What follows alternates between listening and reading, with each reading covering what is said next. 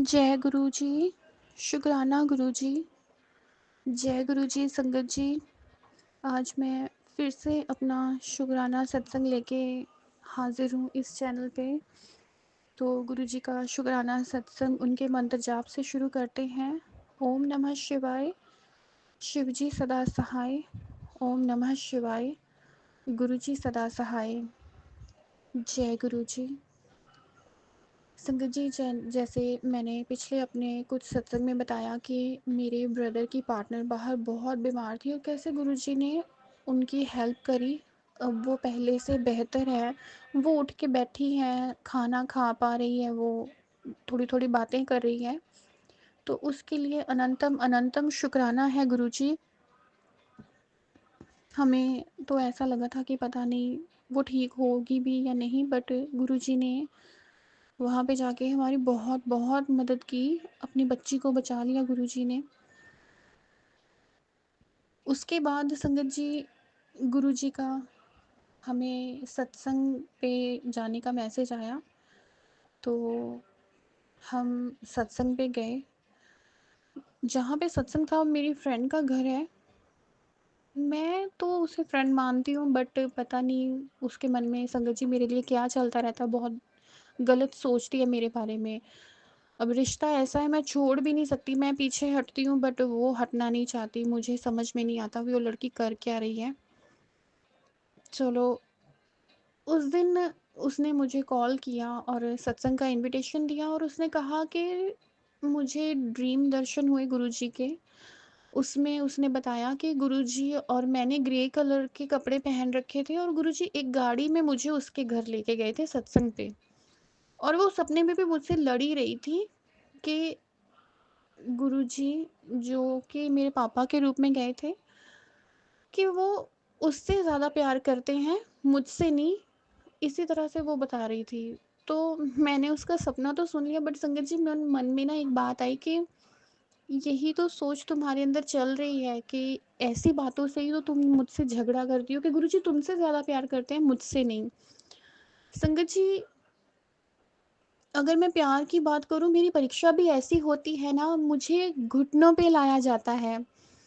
कुछ भी बात हो जाए, जब भी मेरी परीक्षा हुई है, तो अगर मेरे सत्संग इतने बड़े-बड़े होते हैं ना संगत जी, एक मिरेकल के जैसे सत्संग होते हैं जो गुरुजी मेरी लाइफ में करते हैं, तो ये मिरेकल ऐसे ही नहीं है कि मुझे बस ऐसे बस ऐवे ही मिल गए।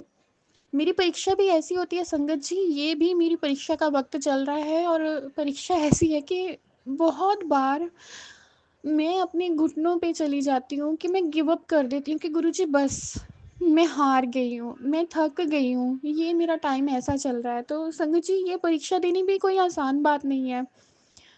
सभी कहते हैं कि गुरुजी नींबू की तरह निचोड़ते हैं, बट मुझे ऐसा लगता है मुझे चक्की के 2 पार्टों में ना एक आटे की तरह पीसा जा रहा है। इतनी ज़्यादा डिफ़िकल्टीज़ मेरी लाइफ़ में लाई जा रही हैं। गुरुजी कहते भी हैं कि ये वक़्त तेरे लिए आसान नहीं है, वो सब जानते हैं। इस वक़्त जो मेरी लाइफ़ में परीक्षाएँ चल रही हैं ना संगत जी, उस परीक्षा में मेरा जो गुरुजी पर विश्वास था वो दाँव पे लग गया। बहुत कुछ हो रहा है मेरी लाइफ़ में ऐसा संगत जी कि मैं अगर 1 घंटा मैं हँस रही हूँ ना, तो मैं पूरा-पूरा दिन मेरा रो के बिता रही हूँ, मेरे चेहरे से स्माइल तक उड़ गई है। ऐसा दौर चल रहा है मेरी ज़िंदगी का इस वक़्त। चलो, मैं जितना ज़्यादा अपने दुःख को यहाँ पे बताऊँगी, सत्संग सुनने वाला भी नेगेटिव हो जाएगा। तो मैं ऐसा कुछ भी नहीं चाहती कि मेरा सत्संग सुन के कोई नेगेटिव हो। तो संगत जी, उस दिन गुरुजी का इनडायरेक्टली मुझे ये मैसेज था कि मुझे ग्रे कलर पहन के जाना था उसके सत्संग पे। तो मैंने अपनी ड्रेसेस सारी देखी, मैंने गुरुजी को कहा कि गुरुजी, रो-रो के, बीमार रह के आप मेरी शक्ल-सूरत देखो, कैसी हो गई हूँ, मेरा उतरा-सा चेहरा, मुझे एकदम सीवियर हेयर फॉल है संगत जी, मैं बाल खोल दूँ तो बस ऐसे झड़ते ही रहते हैं, इतना बुरा हाल है मेरा। तो मैंने गुरुजी से कहा कि गुरुजी, ग्रे कलर मुझ पे कभी भी सूट नहीं करेगा, तो मैं ग्रे नहीं पहन के जाऊँगी। गुरुजी ने मुझे वैसे ही सत्संग सुनवाने शुरू कर दिए। मुझे एक सत्संग की ऐसे किसी ने दर्शन ऐसे, सॉरी, गुरुजी के जैसे स्वरूप के दर्शन थे ग्रे कलर में। तो मैंने गुरुजी से बार-बार अरदास की, गुरुजी है तो सही मेरे पास ग्रे कलर का गाउन है, बट मैं वो पहन के नहीं जाऊँगी, मैं सबसे अलग सी नज़र आऊँगी। तो चलो मैंने गुरुजी ने मेरी इतनी बात तो सुन ली, मान गए। उन्होंने मुझे फिर पर्पल और व्हाइट कलर ब्लेस किया। उन्होंने कहा मैं तुझे एक नया सूट ब्लेस कर रहा हूँ, जबकि गुरुजी को पता है मुझे 1 साल हो गया मैंने सूट लेके रखा हुआ है, बट पहनने का टाइम नहीं मिला। तो मैं फिर से बोली गुरुजी को कि गुरुजी पता है आपको मेरा रंग कैसे सड़ा हुआ है, मैं कैसे पहनूँगी और मैं क्या ही लगूँगी इतना डार्क कलर पहन के, आप कर क्या रहे हो? कुछ भी आप डिसाइड करो गुरुजी। तो संगत जी, गुरुजी तो गुरुजी हैं, वो सब जानते हैं। मैं उस दिन मैंने वही पर्पल और व्हाइट कलर का मैंने सूट पहना और व्हाइट कलर का ही दुपट्टा था मुझ पे। तो जब मैं गई हूँ उनके घर सत्संग पे, तो पहले तो हम थोड़ा लेट हो गए ना, तो उस दिन हम लेट पहुँचे, तो चलो माथा टेका बैठी, तो मेरी फ्रेंड ने मुझसे आके कहा, ये मुझे देख के जैसे वेव किया, आके मिली मुझसे और कहा कि ओह माय गॉड! तू आज इतनी सुंदर लग रही है, ऐसे लग रहा है जैसे पता नहीं क्या लगाया तूने चेहरे पर। क्योंकि संगत जी मैं मतलब मुझे सिंपल रहना बहुत पसंद है। मुझे गुरुजी भी मैसेज करते हैं कि इतना सिंपल रहना अच्छी बात नहीं है, बट जब आपका अंदर मरता जाता हो ना संगत जी, आपके आसपास दुख ही दुख हो ना, तो अपना आप, मैं ऐसी इंसान हूँ मुझे अपना आप दिखाई नहीं देता। मुझे सिर्फ ये होता है मैं इन चीज़ों को हैंडल कर लूँ, कोई बात नहीं, मैं फिर देख लूँगी, मैं हो जाऊँगी रेडी। अंदर मेरा बुझा हुआ तो मैं रेडी नहीं हो सकती। तो उस लड़की ने उस दिन मुझे ऐसा कहा, बट पता नहीं संगत जी आप बिलीव करना, कुछ लोग ये सोचेंगे कि ये क्या बोलती रहती है, बट ये सच है कि संगत जी उस दिन पता नहीं उस लड़की ने किस इंटेंशन से मुझे कहा कि ओ माय गॉड तू इतनी सुंदर लग रही है। आप बिलीव करना 5 मिनट बाद मुझे इतना ज़्यादा हेडेक होने लगा। मैं गुरुजी से बोलूँ गुरुजी सर दर्द हो रहा है या तो बीपी हाई हो गया, क्या हो गया? इतना ज़्यादा मुझे हेडेक हुआ संगत जी। फिर मैं आँखें बंद करके बैठ गई कि अब ठीक होगा, अब ठीक होगा। तो बट मुझे आराम ही ना आए, और ऐसे ही आँखें बंद करके जब मैं बैठी तो गुरुजी एकदम पीछे से आए येलो चोले में और आके ना ऐसे मेरे पास खड़े हो गए। मेरी मम्मा को भी दर्शन हुए उस दिन। उन्होंने कहा कि वो कुछ बोल रहे थे, मम्मा को समझ नहीं आया। मेरे पास आके खड़े हो गए गुरुजी। मुझे मन में ऐसा लगे कि गुरुजी चाहते हैं कि मैं वहाँ उनके पास जाके खड़ी हो जाऊँ, जैसे दरबार में खड़े होते हैं। तो मैं कुछ देर तो मैंने मन में कहा भी गुरुजी अच्छा नहीं लगेगा, हम इनके घर आए, मैं कैसे खड़ी हो सकती हूँ, है ना? तो बट उतनी देर संगत जी गुरुजी मेरे पास ही खड़े रहे जब तक कि मैं उठ के वहाँ गुरुजी के स्वरूप के पास जाके खड़ी नहीं हो गई। मैं वहाँ खड़ी हुई, मुझे आई थिंक 5 मिनट ही हुए होंगे संगत जी, मेरा ना हेडेक ठीक होने लगा। तो अनंतम अनंतम शुक्राना गुरुजी। तो हमने सत्संग पूरा अटेंड किया। जब बात आई संगत जी एंड में जब सत्संग समाप्ति होती है, तो प्रसाद जैसे संगत में डिस्ट्रीब्यूट करते हैं, तो मेरे मम्मा को जब प्रसाद मिला तो उसमें बाल था। मैं हाथ जोड़कर संगत से ये विनती करना चाहूँगी कि आजकल खुले बाल रख के संगत सत्संग में जाना एक ट्रेंड सा हो गया है। खुले बाल रखते हैं, सर पे दुपट्टा नहीं लेते। मैं देखो किसी का ये नहीं बोल रही हूँ कि आप सर पे दुपट्टा लो ही लो, बट जब आप लंगर प्रसाद बना रहे हो, आप कड़ाह प्रसाद बना रहे हो संगत जी, आप सर ढक लो, क्योंकि वो प्रसाद कोई आम प्रसाद नहीं होता, है ना? तो आप बनाते टाइम या सर्व करते टाइम अगर आप सर ढक लोगे तो प्रसाद में ऐसे बाल सर्व नहीं होंगे, है ना? तो मुझे वो चीज़ बड़ी बुरी लगी कि जैसे ही मेरी मम्मा ने मुँह में डाला तो इतना लंबा बाल उठ के, एक तो बंदे का वैसे ही मन खराब हो जाता कि ओह गॉड! है ना? तो ये चीज़ मैंने देखी उनके घर में जब उन्होंने ऐसे उन अपने बच्चे का बर्थडे भी सेलिब्रेट किया था उस दिन गुरुजी के सत्संग के टाइम। तो जब उन्होंने केक काटा, सभी के बाल खुले हुए हैं और अंदर से जब केक आया संगत जी उस पे भी 2-3 बाल गिरे हुए हैं।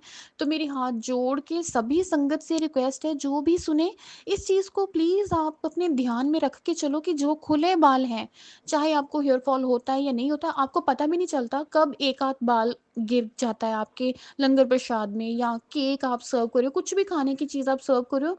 देखो पहले तो ये कितना अनहाइजीनिक है। कि बाल हैं, देख के खाने का मन नहीं करेगा लंगर जी, तो प्लीज़ इस चीज़ का ख़्याल रखें। मैंने उस दिन अपनी फ्रेंड को भी बोला कि यार एटलीस्ट बाल आप अपने सँभाल तो लो, क्लचर आते हैं, इतना कुछ आता है, उस वक़्त तो टाई अप कर लो, बाद में आप शो ऑफ करते रहो। तो थैंक गॉड कि मुझे ये आदत नहीं है संगत जी।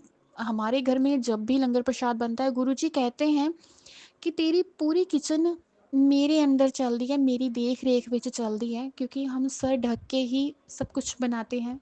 हम क्या ही बनाते हैं, गुरुजी पास में खड़े होते हैं, तो लंगर प्रसाद भी अलग सा ही बनता है। तो उस बात के लिए अनंतम अनंतम शुक्राना गुरुजी। शायद गुरुजी आज मुझसे यही कहलवाना चाहते थे कि उनको भी उस दिन बुरा लगा कि ऐसे बाल आ गए, है ना? तो उसके बाद संगत जी जब हम घर आए तो मुझे गुरुजी वापस आके कहते हैं कि तू बहुत ज़्यादा सेंसिटिव हो गई है, तेनू नज़र बहुत जल्दी लग जाती है, तू मेरा मंत्र जाप करके जल प्रसाद पी के जाया कर। तो मैंने अभी तक तो ऐसी रूटीन कोई सेट नहीं करी, बट हाँ मैंने आके जब जैसे गुरुजी ने कहा तो संगत जी ये चीज़ सच निकली, कि सच में मुझे नज़र ही लगी थी। मैं तो गुरुजी से बोल रही थी, गुरुजी आपकी बेटी सुंदर नहीं है, मुझे तो क्या ही नज़र लगेगी, बट ये सच में सच हुआ।